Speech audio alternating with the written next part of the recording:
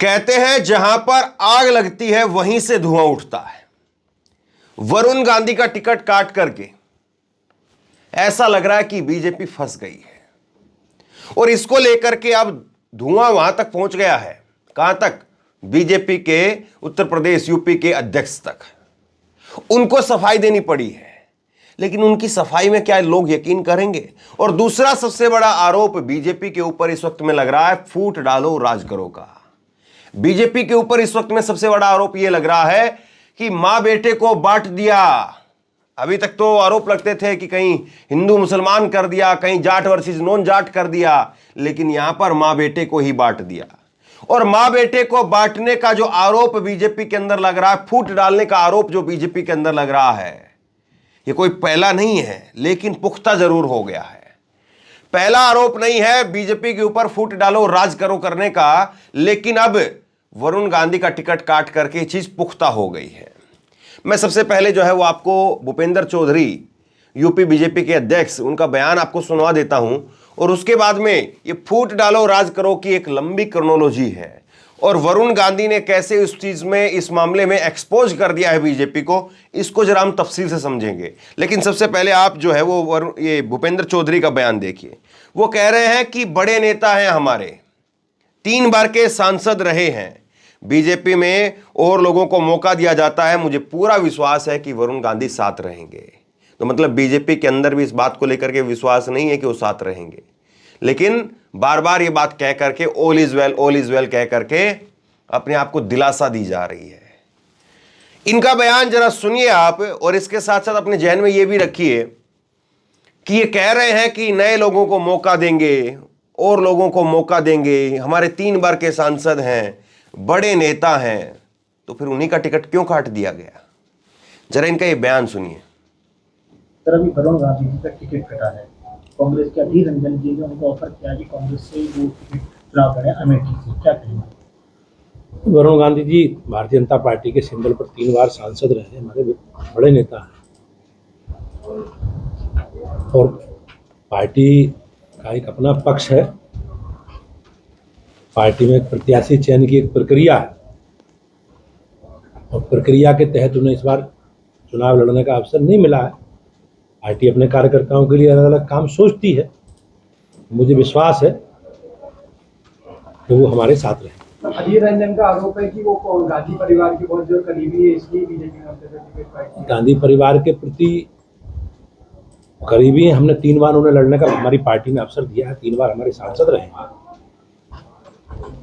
Sir, अभी हाल ही इस तरह से इंडिया गठबंधन के चाहे राहुल गांधी जी हो या प्रियंका गांधी जी हो, अभी यूपी से कहा जा रहा है, क्या कहेंगे? अब वो एक राजनीतिक दल है और कांग्रेस सबसे पुराना राजनीतिक दल है, लंबे समय तक केंद्र राज्य में सरकार का उन्होंने नेतृत्व किया है। समाजवादी पार्टी भी अलग अलग समय में उत्तर प्रदेश में सरकार में रही है, तो ये निर्णय उन्हें करना है, चुनाव लड़ना नहीं लड़ना, जनता के बीच में जाना नहीं जाना, ये तो निर्णय उनका है। लेकिन मैं अपनी पार्टी की ओर से कह सकता हूँ कि हमारी पूरी तैयारी है। 80 की 80 सीटें पर हमने अपने संगठन का काम, नीचे तक हमारा काम है, बूथों तक हमारी रचना है। यहाँ पर भूपेंद्र चौधरी बीजेपी के जो अध्यक्ष हैं वो साफ तौर पर कह रहे हैं कि बड़े नेता हैं, 3 बार के नेता हैं।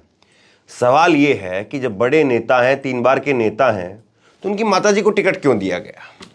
और सवाल एक सामान्य सा ये भी उठ रहा है, जो बिल्कुल जो है वो किसी एक तरफ का सवाल नहीं है, बल्कि एक निष्पक्ष सवाल है। वो ये कि चलिए मान लिया कि आपने कुछ टिकटें काटनी थी, आपने ऐसे जो है फॉर्मूला तैयार किया था कि आपको कुछ टिकट काटनी पड़ेंगी, तो मेनका गांधी की टिकट क्यों छोड़ी गई? या परिवार के अंदर एक ही टिकट आपको देनी थी, मेनका और वरुण में से आप एक ही टिकट दे सकते थे, तो मेनका को काट करके वरुण को दे सकते थे, क्योंकि वरुण की अभी लंबी राजनीति बाकी है। आप जो है वो मेनका की राजनीति तो तकरीबन जो है, कोई भी माँ चाहेगी कि मैं अगर घर पे भी रह सकती हूँ, मैं बिना पद के भी रह सकती हूँ, लेकिन बेटे को जो है वो आगे जरूर बढ़ाया जाए। तो ये माँ और बेटे में किस तरह से जो है वो आप यहाँ पर बीजेपी के अंदर फूट डालो राज करो वाली जो बात है वो दिख रही है कि अगर मां को टिकट दे दिया तो बेटा छोड़ करके नहीं जाएगा, और बेटे को टिकट दे दिया तो मामला जो है बिल्कुल साइलेंट हो जाएगा। लेकिन बेटे को टिकट भी नहीं दिया, मामले को बरकरार भी रखा और टिकट जो है मां को दे दिया।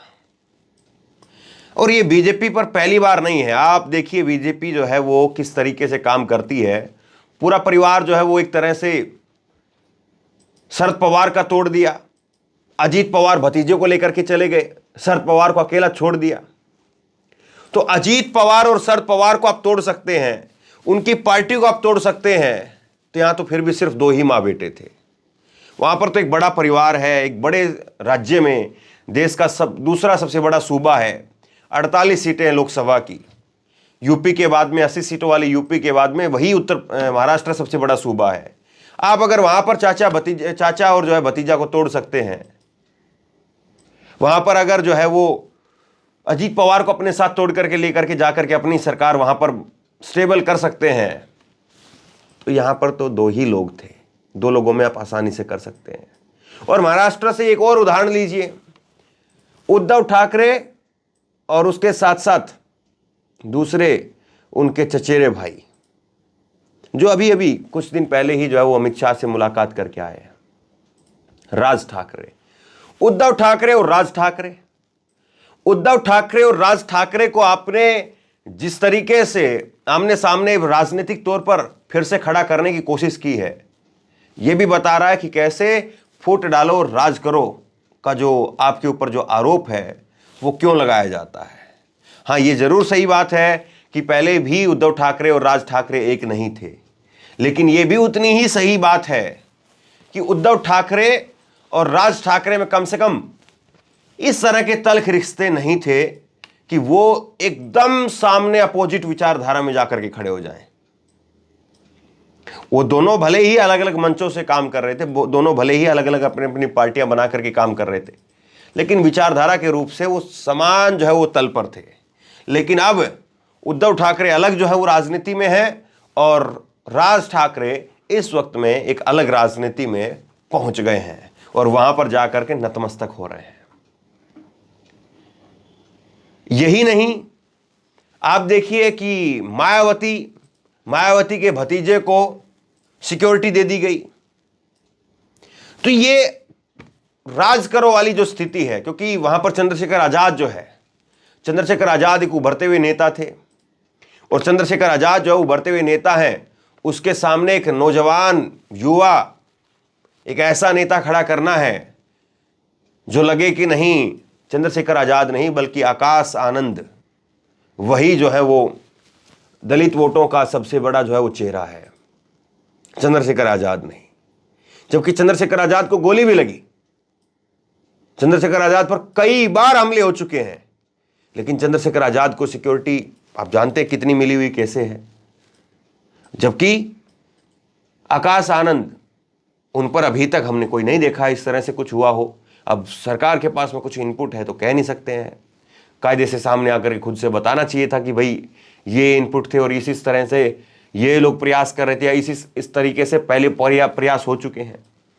एक बहुत लंबी चौड़ी क्रोनोलॉजी है, बहुत लंबी चौड़ी क्रोनोलॉजी है जो बताती है कि बीजेपी किस तरीके से फूट डालो और राज करो इसमें माहिर है। और ये फूट डालो और राज करो में माहिर बीजेपी ने जो दांव चला है उत्तर प्रदेश में मेनका गांधी और वरुण गांधी में जिस तरीके से एक ही परिवार में दो धड़े बना दिए गए हैं। मैं अभी भी आपको यह बता दूं कि मेनका गांधी की तरफ से या वरुण गांधी की तरफ से ऑफिशियल कोई जवाब टिकट कटने को लेकर के या टिकट मिलने को लेकर के, टिकट कटने का विरोध और टिकट मिलने का स्वागत, दोनों ही चीजें अभी तक नहीं हो पाई है। और ये दोनों चीजें नहीं हो पाई हैं, इसका मतलब आप ये मान करके चलिए अब तो 48 घंटे से ऊपर का वक्त हो चुका है। कल 24 घंटे का वक्त था जब मैंने बताया था कि किस तरीके से अभी तक जो है वो दोनों, वरुण गांधी और मेनका गांधी दोनों शांत हैं। और अब 48 घंटे से ऊपर का वक्त हो चुका है, वो नॉमिनेशन फाइल करने जा रही है, नहीं करने जा रही हैं, या वरुण गांधी निर्दलीय नॉमिनेशन फाइल करेंगे या सपा के जो है वो समर्थन से या सपा में शामिल होकर के करेंगे या कांग्रेस के समर्थन से कांग्रेस में शामिल होकर के करेंगे, अभी तक कोई खैर खबर नहीं है। इसका मतलब यह है कि अंदर खाने बहुत कुछ ऐसा चल रहा है जिसकी भनक, जिसकी खबर जो है बाहर तक नहीं आ पा रही है। और निश्चित तौर पर अगर आप देखेंगे इस चीज को टटोल करके, तो फिर तस्वीर आपके सामने बहुत हद तक साफ हो जाएगी कि बहुत कुछ ऐसा है अंदर खाने जो बाहर आएगा तो भूचाल भी लाएगा। और इसीलिए उस चीज को बार बार डिफ्यूज करने के लिए, इसीलिए उस गुब्बारे में से बार बार हवा निकालने के लिए इस तरह के बयान दिए जा रहे हैं। लेकिन कुछ चीजें आपको समझनी जरूरी है। वरुण गांधी कोई इस तरीके के नेता नहीं है कि उनको आप जैसे मर्जी चाहेंगे ट्रीट कर लेंगे। वरुण गांधी इस तरह के नेता भी नहीं है कि आप जिस भी तरीके से चाहेंगे तो वरुण गांधी को डील कर सकते हैं। वरुण गांधी वो नेता है जो जब नरेंद्र मोदी की सरकार थी, सत्ता थी, और उस वक्त में भी लगातार किसान, नौजवान के बारे में बोलते रहे और कोई एजेंसी उनके ऊपर शिकंजा नहीं कस पाई। किसी प्रकार से उनके बारे में बीजेपी के अंदर, नरेंद्र मोदी सरकार के अंदर कोई जांच एजेंसी उनका पीछा नहीं कर पाई। तो एक बात तो आप ये समझ लीजिए। दूसरी बात ये आप समझ लीजिए कि वरुण गांधी केवल पीलीभीत पर नहीं बल्कि पीलीभीत के आसपास की 4-5 सीटों के ऊपर सीधे तौर पर अपना प्रभाव रखते हैं। और वरुण गांधी कम से कम पीलीभीत के अंदर 10 साल से अभी सांसद हैं। तो पीलीभीत में जब 10 साल से वो सांसद हैं तो कम से कम इतना आप कह सकते हैं या इतना मान करके चल सकते हैं कि एक अच्छी तगड़ी फाइट वो निर्दलीय के तौर पर भी दे सकते हैं। और जो उनके सामने कैंडिडेट उतारे गए वो जितिन प्रसाद हैं। जितिन प्रसाद को यहां पर कैंडिडेट बनाया गया है, लेकिन जितिन प्रसाद पीलीभीत के अंदर अगर आप बात करेंगे तो बहुत सारे लोग ऐसे होंगे जो जितिन प्रसाद को जानते तक नहीं होंगे। ये मैं सच्चाई बता रहा हूं आपको, अंदर की बात बता रहा हूं, ग्राउंड रियलिटी बता रहा हूं आपको। गांव में बहुत सारे लोग ऐसे होंगे जो जितिन प्रसाद को जानते तक नहीं होंगे। वरुण गांधी को पूछेंगे तो वरुण गांधी को आपके गांव में, स्कूलों में बच्चे सब लोग जानेंगे कि वरुण गांधी ये है। परिवार में एक आदमी जरूर होगा पीलीभीत के अंदर जो वरुण गांधी को जरूर जानता होगा कि ये वरुण गांधी है। लेकिन आपको गांवों में, शहरों में ऐसे बहुत सारे लोग मिल जाएंगे जो जितिन प्रसाद का चेहरा देख करके पहचान नहीं पाएंगे कि ये जितिन प्रसाद है। वरुण गांधी के बारे में दूर दराज के क्षेत्र में भी, गांव के क्षेत्र में भी आपको एक आदमी जरूर मिल जाएगा।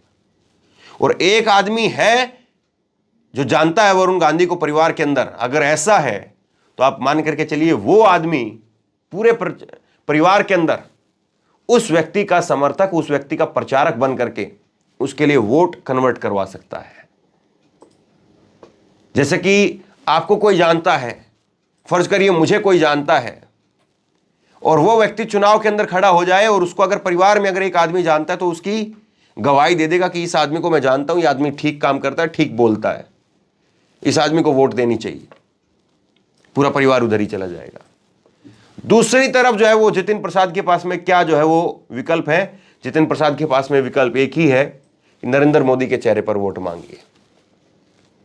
लेकिन लखीमपुर खीरी की बात कर लीजिए, आप सीतापुर की बात कर लीजिए, आप जो है वो पीलीभीत की बात कर लीजिए, ये वो क्षेत्र है जहां पर नरेंद्र मोदी का प्रभाव नहीं बल्कि जो लोकल कैंडिडेट हैं उनका प्रभाव बोलता है। और वरुण गांधी खास तौर पर जिस तरीके से पिछले कुछ समय से लगातार वहां पर बोलते रहे तो वो खासे लोकप्रिय हैं। और इसके साथ साथ एक और बड़ी बात है समझने वाली, उस बात को भी आप ये समझिए कि वरुण गांधी की टिकट कट गई है, इसको लेकर के अगर अभी तक सन्नाटा है, अभी तक साइलेंट मोड में है वरुण गांधी भी और मेनका गांधी भी, तो मतलब सब कुछ ठीक नहीं है। और जब ये सवाल बीजेपी के प्रदेश अध्यक्ष तक पहुंचा है तो इसका मतलब आप ये मान करके चलिए कि वहां तक भी खबर ली जा रही है, वहां तक भी अपडेट लिया जा रहा है कि क्या होगा और किस तरीके से होगा, कैसे इसको कंट्रोल किया जाएगा, और अगर नहीं होगा तो इसका डैमेज कंट्रोल क्या होगा। और इसीलिए सारे ये एक एक करके जो है वो समीकरण तलाशे जा रहे हैं, समीकरण एक एक करके बनाए जा रहे हैं। एक बात आप और समझ लीजिए, जिस तरीके से कल खबर निकल करके सामने आई वरुण गांधी को लेकर के, अधीर रंजन चौधरी ने एक पासा फेंक दिया।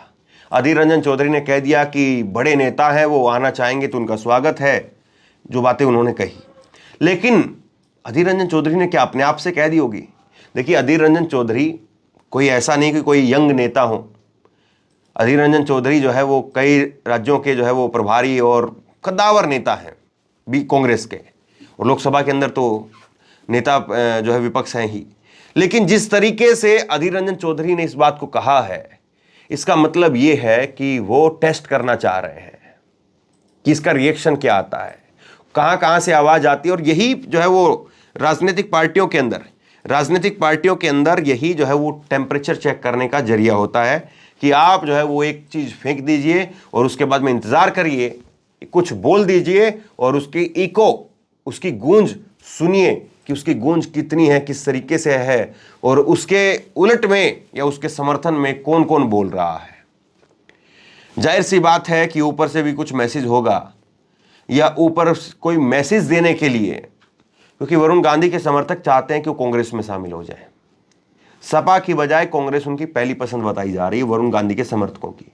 लेकिन आखिरी फैसला वरुण गांधी को लेना है और आखिरी फैसला कांग्रेस पार्टी को लेना है। और कांग्रेस पार्टी में मुझे लगता है कि गांधी परिवार की पहली सहमति होगी। इसमें सबसे बड़ा सवाल यह भी है कि क्या सोनिया गांधी मेनका को गले लगा पाएंगी। दोनों एक दौर की जो है वो राजनीति को देख करके आगे बढ़ी हैं, दोनों एक दौर की राजनीति में आमने सामने खड़े होकर के राजनीति करती रही है।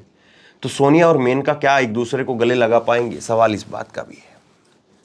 लेकिन जिस तरीके से धीरे धीरे करके चीजों से पर्दा हटता हुआ जा रहा है, यह बताने के लिए काफी है कि अभी भी बीजेपी के अंदर एक धड़ा है जो वरुण गांधी को लेकर के कंफर्ट नहीं है। वरुण गांधी को टिकट दिया जाता तब परेशानी थी, वरुण गांधी का टिकट काटा गया है तब भी परेशानी है। टिकट काटा जाता तो कम से कम इतनी ही परेशानी होती कि आगे क्या करेंगे, लेकिन टिकट काट दिया गया तब परेशानी यह है कि इस सीट पर अब क्या करेंगे। टिकट काट दिया गया है जब परेशानी यह है कि इस सीट पर अब क्या करेंगे। क्योंकि वरुण गांधी का टिकट काटा जाना, उसका मतलब आप समझिए कि उसका मतलब यह है कि अगर यह सीट बीजेपी हार गई तब तो फिर वरुण का जो चैप्टर है वो और बड़ा हो जाएगा, और ताकतवर हो जाएगा। लेकिन अगर बीजेपी ने यहां से जितिन प्रसाद को जिता दिया तो वरुण गांधी का यहां से टाटा बाय बाय समझिए। लेकिन क्या वरुण गांधी इस चीज के लिए तैयार होंगे? जिस सीट को उन्होंने 10 साल तक तैयार किया, उस सीट को क्या वो ऐसे ही जाने देंगे? सबसे बड़ा सवाल ये है। आप क्या सोचते हैं नीचे कमेंट बॉक्स में लिख करके जरूर बताइए। इस वीडियो को खूब शेयर कीजिए, लोगों तक पहुंचाइए, और इसी तरह की तमाम खबरों के लिए ऑनलाइन न्यूज इंडिया को सब्सक्राइब कीजिए। साथ में जो बेल आइकन है, घंटी है, उसको जरूर दबाइए, ताकि जैसे ही कोई खबर अपलोड करें उसकी नोटिफिकेशन सीधे सबसे पहले आपको मिल सके।